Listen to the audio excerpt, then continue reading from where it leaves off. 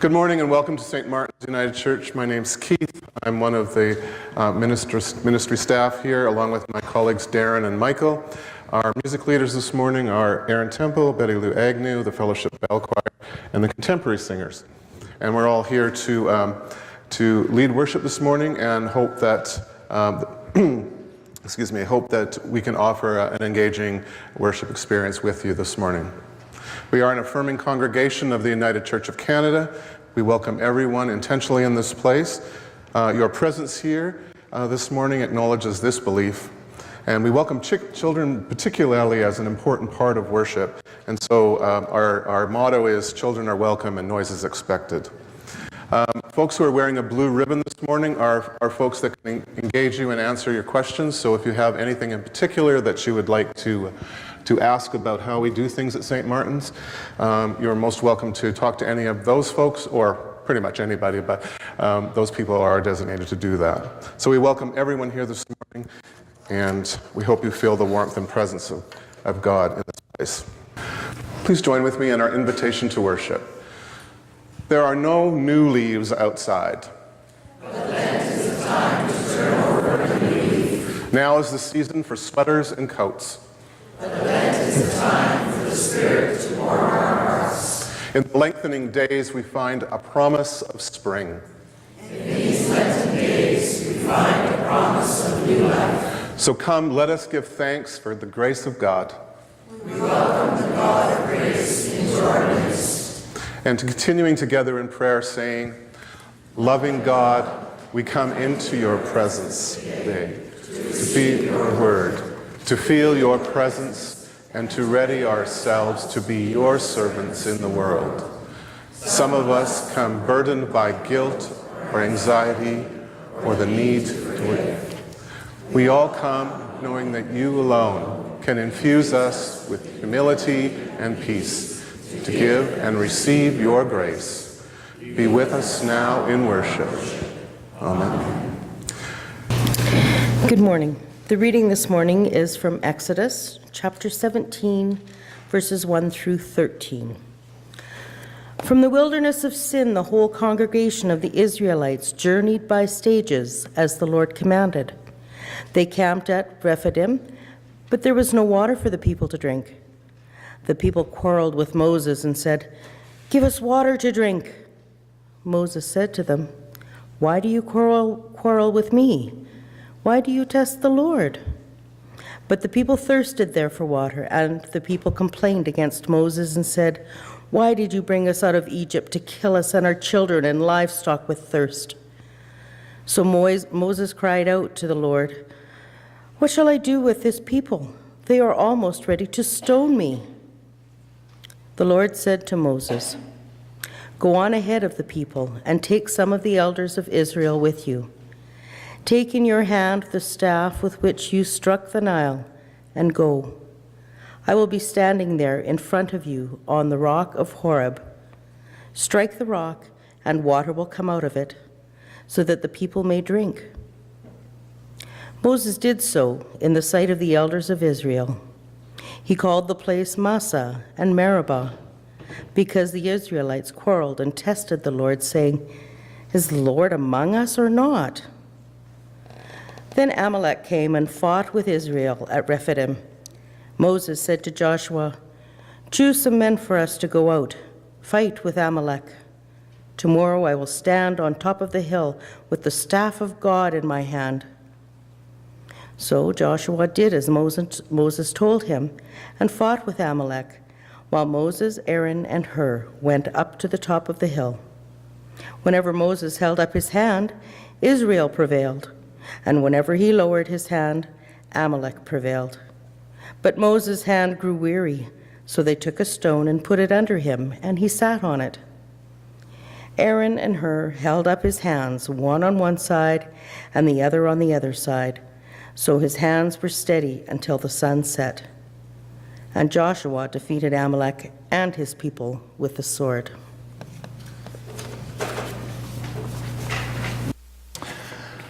How many people here have seen fireflies? Lots of people. How many people have seen fireflies recently? Not so much. I'm told actually that their populations are declining. We're not exactly sure why, but fireflies, as you probably know, have the ability to mix oxygen with some chemicals in their lower abdomen and produce light, which is called bioluminescence. Bioluminescence, which if I were to put that in one-syllable words would be life light, I think. Life light. This week I read a reminiscence from a woman who remembered seeing fireflies when she was a little girl. One of those summer evenings when it was okay for kids to be outside in bare feet and pajamas. But let me tell you a little bit about fireflies first.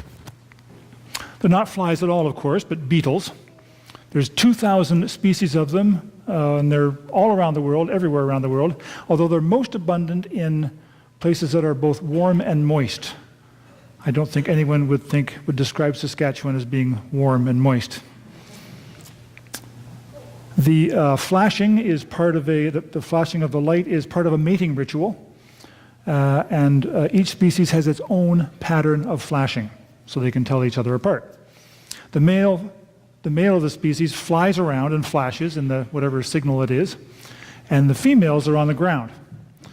So then when the female sees the right flashing or a flashing she likes or something like that, then she responds with the same flashing so that the male can find her in the dark. It's kind of like online dating.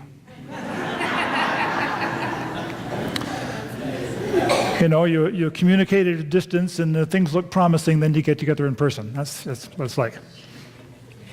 Some species, I'm told, are predatory. And in these species, they wait on the ground, look for a male's flashing, and then imitate that flashing so that the male will come to them. Now, the male comes down thinking he's going to take this girl out for dinner and then maybe back to her place afterwards for some romance. Turns out, though, that he is the dinner. I'm not sure how scientifically accurate this woman's memories are, but she remembered that she captured some fireflies in a jar so that she could put them in her room, put them on her bedside table as a kind of a nightlight or something. But it didn't work. When she got them up to her room, they wouldn't light. And so her brother explained to her that, well, they only light up when they're flying. And again, I'm not sure, she must have had males or something, I don't know. Anyway, he said you had to let them go in order to see them light. Now, I tell you about fireflies today because in today's reading from Exodus, that's how the Israelites were thinking about God. Let's put God in a jar so that we can use God to suit our purposes when we want. And it's not just the ancient Israelites who are thinking like that. Lots of modern-day Christians approach their faith in the same way. We're thirsty, cried the people. We're in the desert. We don't have any water. Is God with us or not? If you're with us, God, then give us what we want. So it becomes kind of a test for them. You know, at some point, every child says something that sounds like this. If you loved me, you'd give me everything I want. And every parent responds with something that sounds like, well, giving you everything you want, that's not what love is. So the Israelites are saying, in effect, if you were really God, you'd light us up. You'd light up when we put you on our bedside table. What's remarkable about this story is that God does provide for them what they ask for. In fact, this is one of a series of stories in this section of Exodus, the book of Exodus, in which God submits to the testing of the people and gives them what they want. So they say, if you were God, you'd give us food. God gives them manna. If you were God, you'd give us different food. God sends quails for them to eat. If you were God, you'd give us water. God provides water. If you were God, you'd protect us from our enemies. God protects them. Now, in the rest of the Bible, testing God like that is, to put it mildly, a no-no. So what makes this section different? Well, one difference might be that the people haven't yet gotten to Mount Sinai. They haven't received the law. They haven't yet agreed to the covenant, which is, I will be your God, and you will be my people. So again, it's kind of like online dating. They're still at that getting to know each other at a distant stage. They're still in the trust building stage. And so the people test and God delivers. So what does this story mean for us then? Does God deliver or not? Well, let me answer that unequivocally. Yes and no.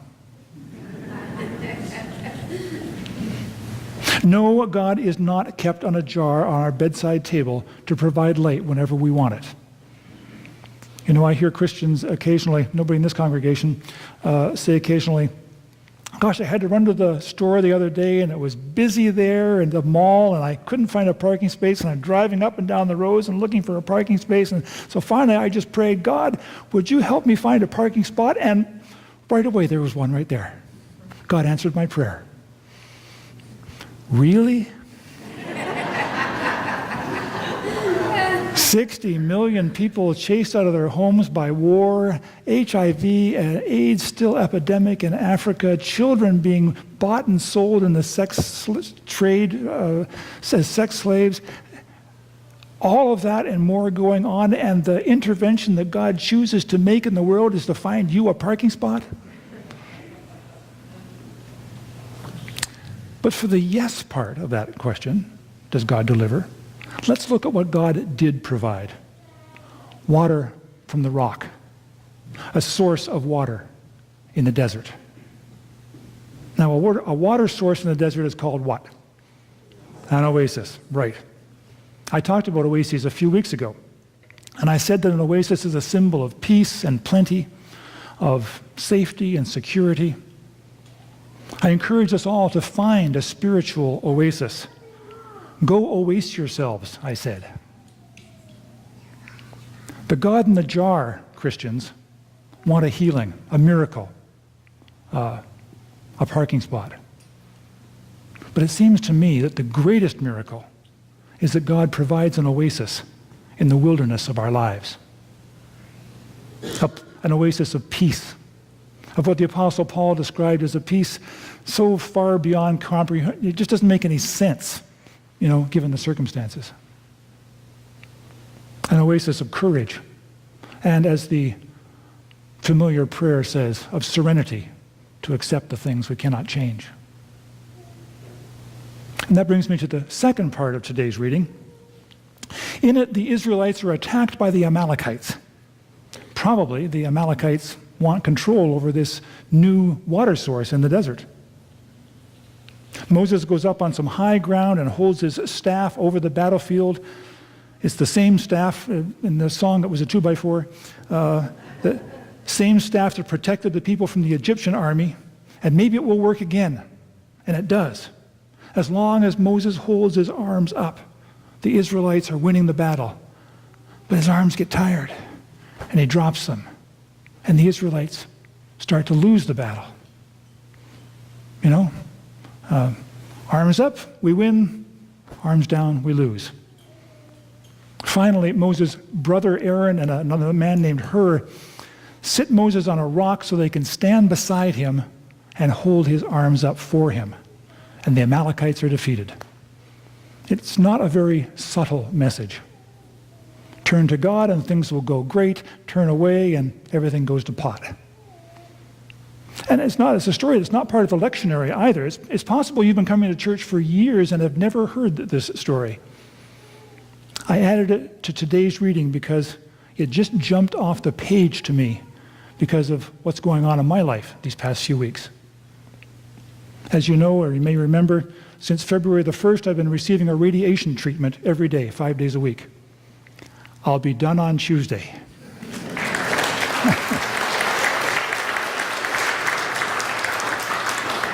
The first full day of spring. Yes. A great day to finish on. The main effect of this treatment, side effect of this treatment, is fatigue. I have to sit down and rest a lot. I'm sitting down now. The result is that for 7 weeks now, Keith and Darren have had to take on some of my duties, some of my workload. While I sit down, They stand beside me and hold my arms up when I can't do it for myself. I can't express how grateful I am to them for their concern and their support. And it's not just Darren and Keith. It's you as well. When I go for my treatment, I take out my pocket prayer shawl.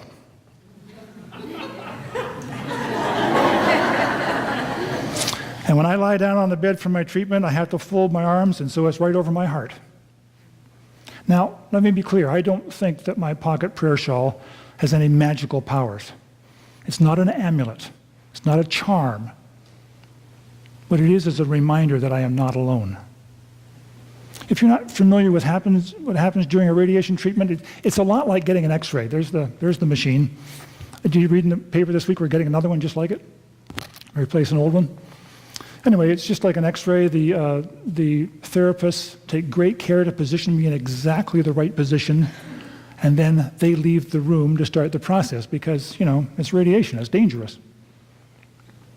So, but like an X-ray is a taking of a picture, so they're gone, click, and they come back. This takes about 3 or 4 minutes. That big thing turns around a couple of ways. It takes 3 or 4 minutes. I'm alone in that room for that time, except that I am reminded that I'm not alone. That room for me is crowded with all you people. I'm grateful also for your concern and your support. It's gotten so that I almost enjoy my treatments. Finally, my pocket prayer shawl reminds me that I am also not alone because God is with me. By coincidence, the name of my radiation unit is Oasis. And it is a place where I am nourished by the peace and courage that flows as water from the rock. There is a light that shines, and it shines in the darkest and most unexpected places. It is the light of life. It is a life light that shines for us and within us. It is our own version of bioluminescence, such that we too can shine in the darkness for others. Thanks be to God. Amen. Well, with a nod to St. Patrick and our Irish friends, may the road rise to meet you. May the wind be ever at your back. May the rain fall gently on your fields. And may you always go with God. Amen.